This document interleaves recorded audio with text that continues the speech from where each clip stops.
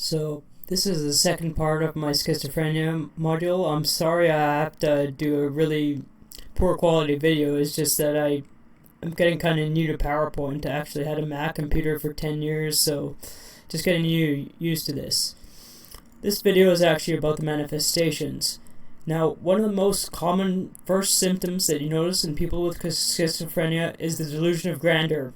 Sufferer may believe he is always right and what he's saying is brilliant. And yes, sometimes, what they're saying, they may be leading onto something correct, but what they're saying does not make any sense to the other person. And often, what they're saying is actually rubbish. And they often have the constant belief that the world revolves around them.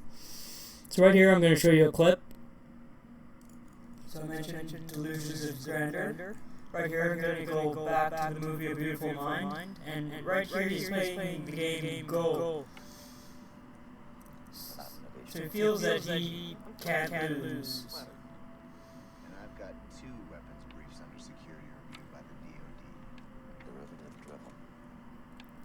As you can see, the conversation shows he thinks he's better than this guy. Patient manual, is that an actual question? What if you never come up with your original idea? Huh? How will it feel when I'm chosen for Wheeler? He's really troubled by that question. What if you lose? No. Watch what happens.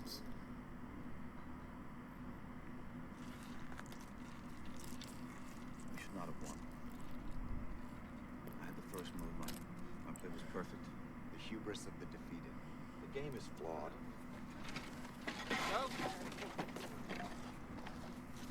He's incredibly troubled by this. These people, they don't know what they think. So this is manifestations continued.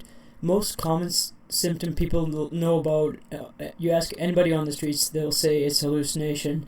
Now yes, there definitely are hallucinations in most people. Now these hallucinations can be gustatory, or about taste, olfactory, which is smell, audio, hearing, visual, seeing, like you see in the movie A Beautiful Mind, or tactile, actually physically feeling things. The individual do not believe that they are hallucinating and may become aggravated when others deny what they are seeing, because a lot of people tend to say, no, there's nothing wrong, and they think they can make things better, but when somebody is in a psychosis, they cannot actually break out of it. So the sufferer pretty much believes everything he sees is true. Here's another clip.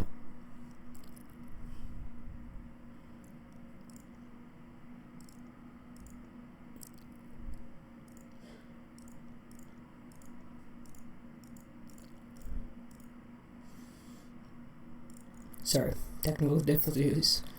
So here's another clip. What have you been working on? This work's classified. You mentioned a supervisor by the name of William Parcher. Maybe Mr. Parcher can clarify things for us, but I can't get to him without clearances. You want me to help you get the details of my husband's work? John thinks I'm a Russian spy. Is that what you think?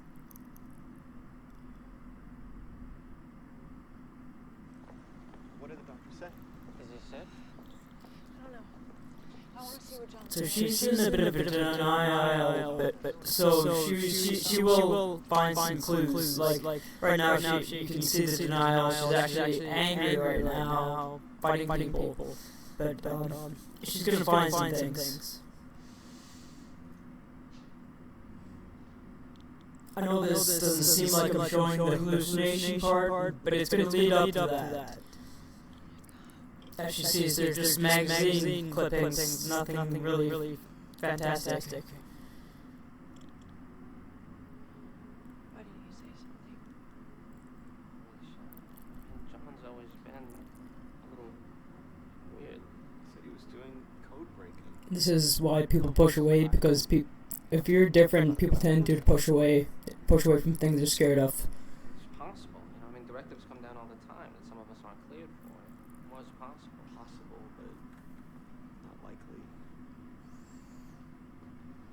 Lately, he'd become so much more agitated than when you called. So, is this all he's been doing every day? Cutting up magazines? Well, not all. So one of the guys that actually followed him to see where he was dropping his research in, and now she's going to see that mailbox is completely empty.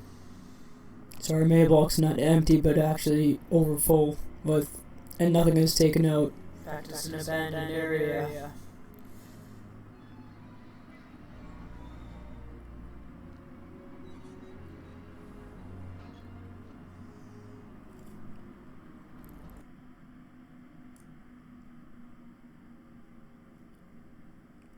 Sorry, messed up again there.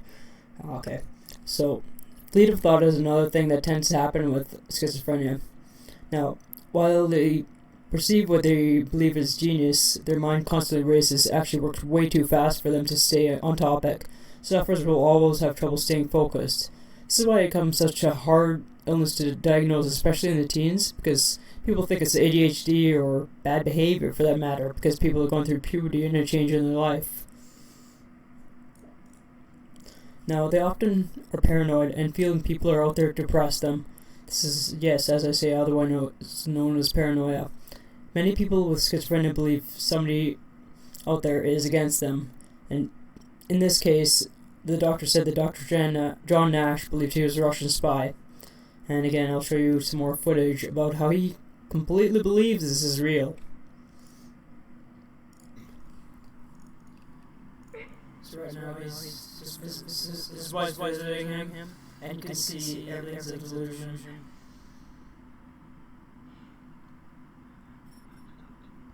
It can be kind of difficult to watch if you have a family member with schizophrenia or a close relative or a close friend.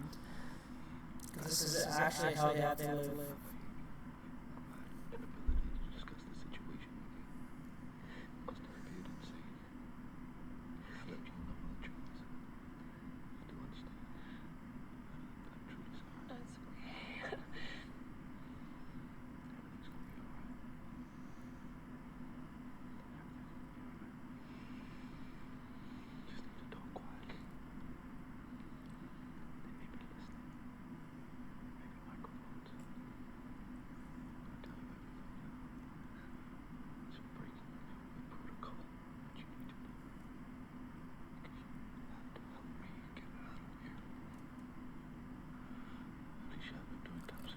He sort of feels that he's being trapped by a Russian spy.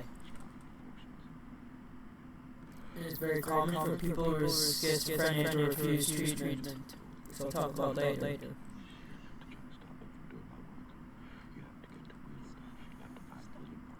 Stop. Stop!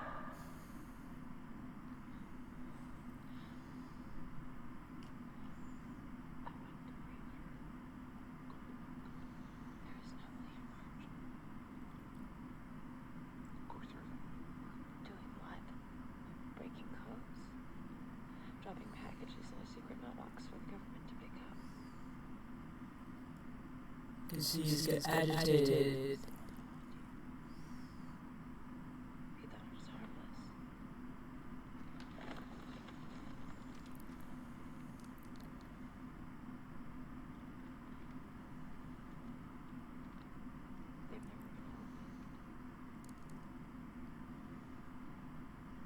isn't real. There is no conspiracy, John. There is no plan future. It's in the mind. You understand? Baby? You're sick. You're sick. I stopped it a little too soon, but it leads into the next video, which shows the degree of his agitation. So this is a clip of Fleet of Thought. You'll pretty much see it. It'll be pretty self-explanatory. Sorry, wrong video. We've developed several ciphers. We'd like to review our preliminary data.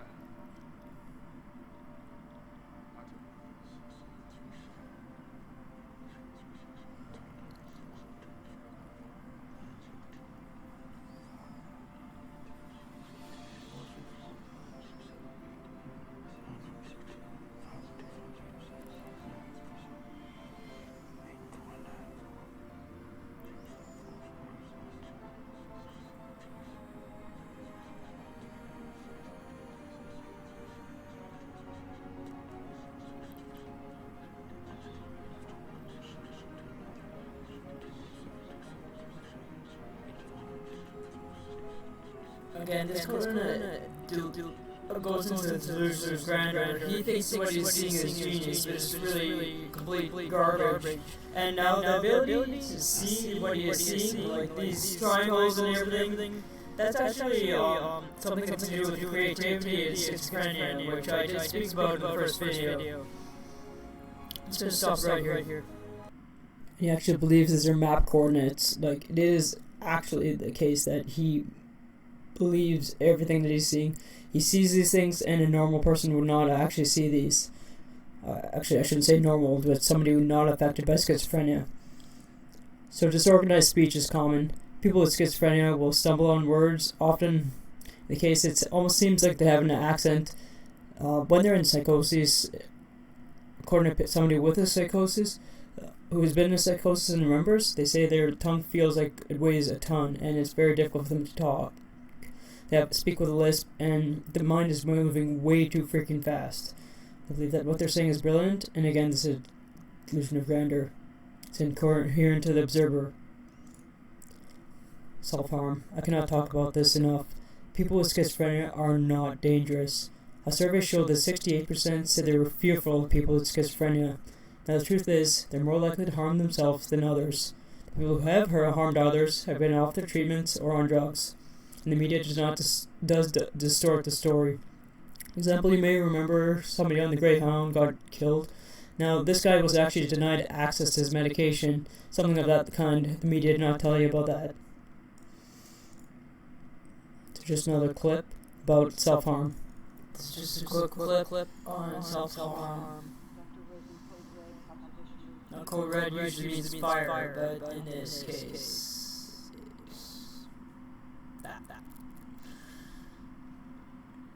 now, it's unclear whether he's self-harming because he's upset or because he's actually seeing something. It doesn't actually tell you this story, and when I read John Nash's story, I cannot actually tell. Okay, he is seeing something, sorry.